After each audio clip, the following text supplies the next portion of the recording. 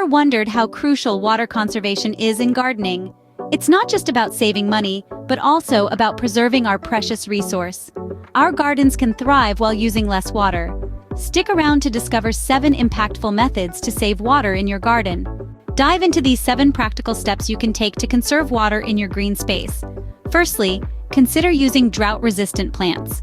These hardy species require less watering, making them a perfect choice for a water-wise garden.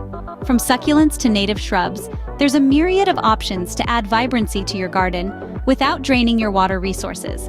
Secondly, think about installing a rain barrel. This handy device collects and stores rainwater, which you can then use for irrigation. It's a natural and cost-effective method of watering your plants while conserving water. The third step is all about timing. Water your plants either early in the morning or late in the evening.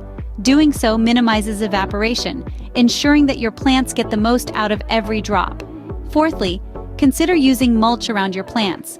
Mulch not only enriches the soil but also reduces water evaporation, keeping your plants sufficiently hydrated for longer periods.